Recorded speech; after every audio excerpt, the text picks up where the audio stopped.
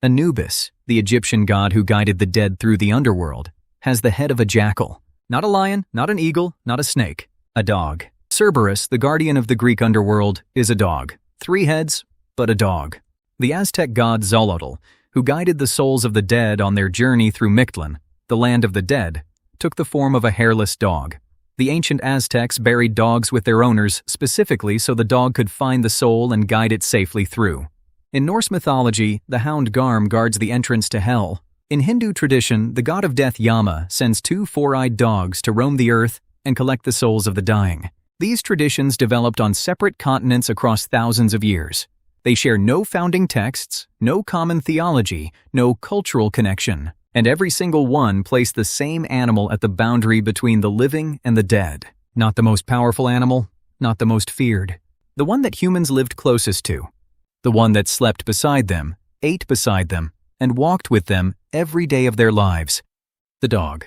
And they placed it there not because it was a good symbol, because they watched it. And what they watched it do at the moment of death convinced every culture independently that the dog could already see what was coming. But here's the strange thing. The dog's place in death mythology was not assigned by any theology. It was earned by behavior. To understand why, you have to understand what dogs can actually detect that humans cannot. The human sensory system is ordinary by animal standards.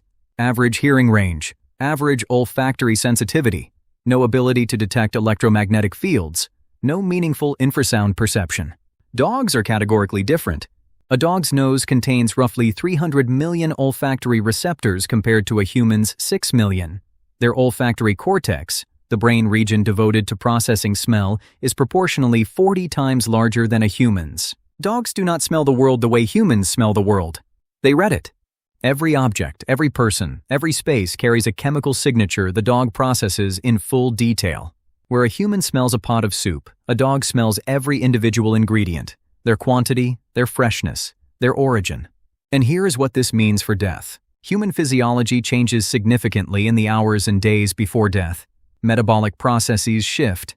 Specific compounds are released through the skin, the breath, the body. Ketone levels change. Cellular breakdown produces specific volatile organic compounds. To a human nose, none of this is detectable.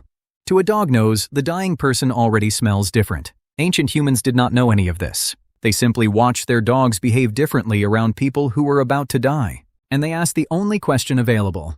What does the dog know? Now here is where it gets complicated. The behavior ancient humans were watching is real and documented.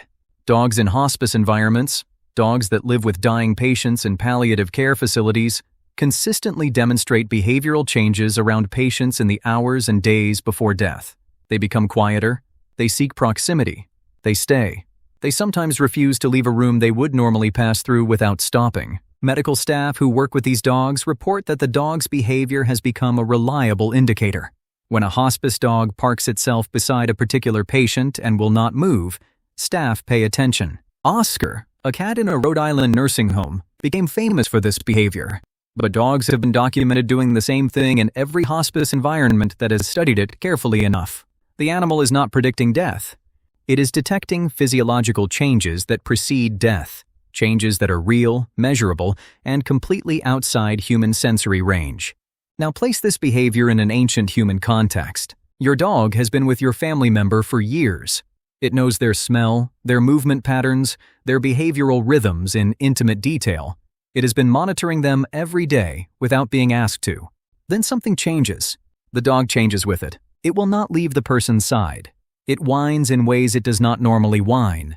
It tracks the person with its eyes in ways that feel different from ordinary attention. To an ancient human, with no understanding of metabolic chemistry, no concept of volatile organic compounds, no framework for animal olfactory neuroscience, there is only one available conclusion. The dog knows. The dog can see something. Something is present in this room that the dog is responding to. And if the dog can see it, and you cannot, then the dog exists in a perceptual relationship with death that you do not have.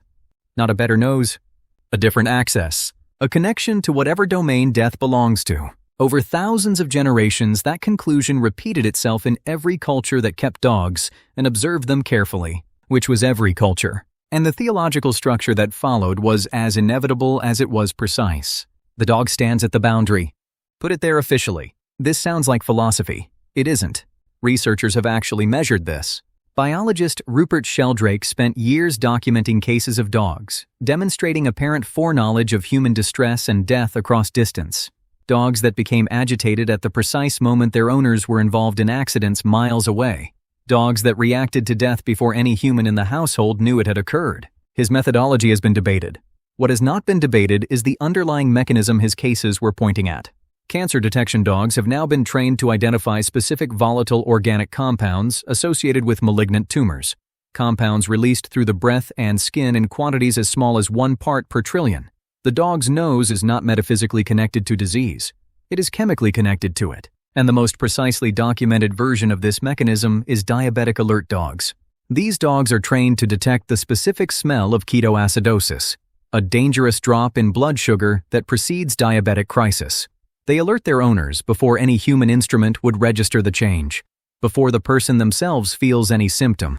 The dog knows something is wrong before the person does, because the person's body is already signaling it in the smell register that humans cannot access. Ancient humans watch this behavior daily, not in laboratories, in their homes, around their sick and dying. And they built a theology around what they saw, not because they were primitive, because they were paying attention. The dog did not become the guardian of the underworld because any religion chose it. The dog became the guardian of the underworld because every human civilization that watched dogs carefully enough reached the same conclusion. This animal has access to a layer of reality we cannot perceive, and a brain that concludes another creature has perceptual access to something it cannot directly experience, builds a religious relationship with that creature using the same mechanism it uses for everything beyond its sensory reach. Think about what that actually means. Anubis is not a symbol of death. Anubis is the answer an ancient Egyptian brain generated when it watched its dogs react to dying people in ways that nothing in their experience could otherwise explain. Cerberus is not a literary invention. Cerberus is what the ancient Greek mind built when it needed an explanation for why the animal that detected death should logically stand at death's door. Xolotl is not mythology. Xolotl is the logical consequence of burying dogs with the dead for generations and observing that the dog always seemed to know before anyone else. The brain did not invent the dog's role in death mythology. It observed the dog. And the dog's actual behavior, its genuine, documented, measurable ability to detect physiological changes that precede death, gave the ancient brain everything it needed. A creature that could already see what was coming, already standing at the boundary, already watching the approach of something humans could not yet perceive. The theology was not a mistake. It was the most accurate interpretation available with the sensory equipment on hand. If you have a dog, think about the last time it behaved strangely around someone. Not playfully strange, strangely attentive, following someone through the house, sitting beside a specific person without being called, tracking someone with its eyes in a way that felt different from ordinary attention. You noticed. You may not have said anything, but you noticed. And somewhere in the ancient brain running underneath your modern one, the same question formed that formed in every human mind that ever watched a dog do this. What does it know? The ancient Egyptians built Anubis out of that question. The ancient Greeks built Cerberus. The ancient Aztecs sent Xolotl into the underworld. You asked it quietly, watched for another few seconds, and moved on. But the question is the same question, generated by the same cognitive system, running in the same brain that watched dogs carefully enough to conclude that whatever stands at the boundary between the living and the dead, whatever can see across that threshold before we can, has always had 4 legs, and has always been the animal that chose to live beside us. Not because we invited it, because it already knew where we were going, and decided to come anyway.